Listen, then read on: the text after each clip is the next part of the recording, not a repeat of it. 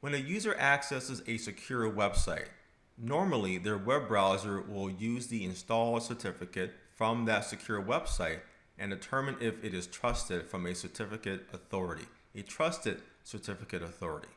If it is not trusted, then a warning message will be displayed to pretty much proceed with caution.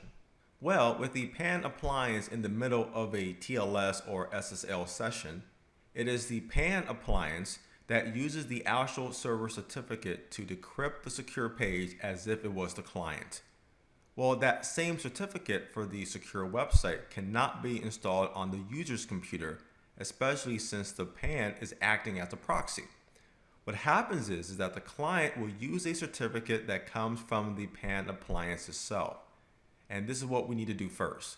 We need to create a certificate that will be used for our internal clients when accessing secure sites that require decryption from the firewall. This must either be a self-signed certificate, or you can use an enterprise certificate authority that exists on the inside of your network. Now, using a public certificate authority will not work. In our configuration, we will generate a self-signed certificate.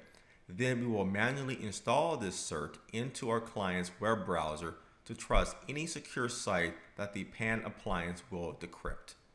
But first things first, let's go ahead and create this local certificate. It's a very easy process, and we begin by going to the Device tab, then going to Certificates, which is under Certificate Management.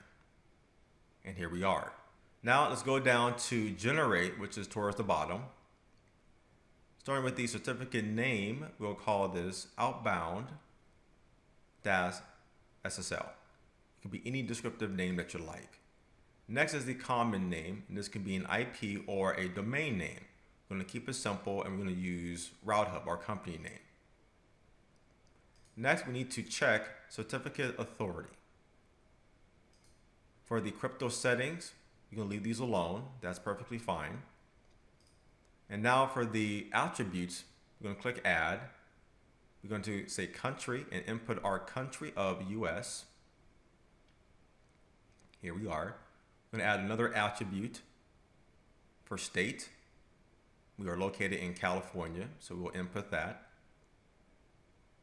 We'll input another attribute for our city, which is right here, locality. And let's add another one for organization, which will be our company name of RouteHub. And that is it. Once we're done, we'll click on Generate to create this certificate.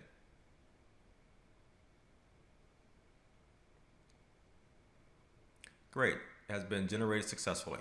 We now see our self-signed certificate, which will be used for outbound decryption, including some of the details that we entered. You see that it is a valid certificate, which is important, and we even see when it expires. Next, we need to enable some additional information with this certificate. Otherwise, we will run into issues. So we're going to click on the actual name itself of that certificate, and this window will come up, and we're going to check the following. We need to check forward trust certificate, forward untrust certificate, and trusted root CA. Once we're done, we click on OK. Now let's export this certificate that will allow us to import into the web browsers of our clients.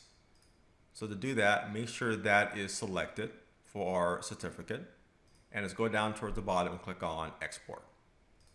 Now for the file format, you want to make sure that it is a PIM file format. That's important. You can also export the private key by checking here and inputting some kind of a passphrase. And then let's confirm it. Let's click on OK. And let's go ahead and download this certificate. The next thing that we're going to do is install that certificate into the web browser on our user's computer. And we're doing this so we do not get any security warning messages from our users. We want to provide a very transparent experience for them. So we could do it manually, which is what we're going to show you, or you can use group policies that can automatically add it to all your web browsers within your organization. Let's bring up our user computer, and we're going to do this using the Mozilla Firefox browser. Let's open that up now. Okay, so now let's go to Options, which is right over here. Let's go to the Advanced tab, which is on the far right. Let's go to Certificates tab. Then let's go to View Certificates. Okay, so here you want to make sure that authorities is listed, and these are all the certificate names or certificate authorities that are trusted from the browser. We're going to add our certificate to be one of those trusted authorities. Let's click on Import,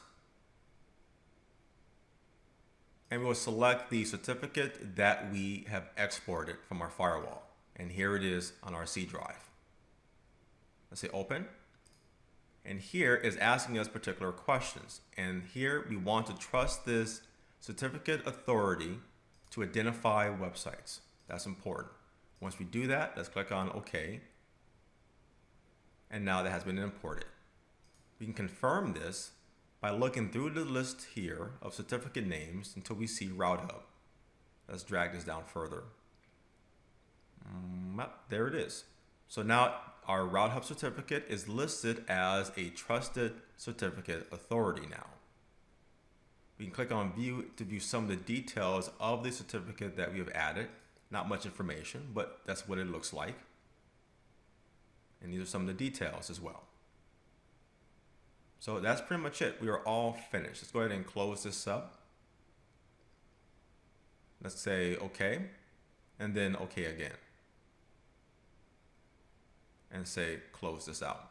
And we are finished with the first step of generating our certificate and manually adding it to our web browser. Now our next step will involve adding a decryption policy.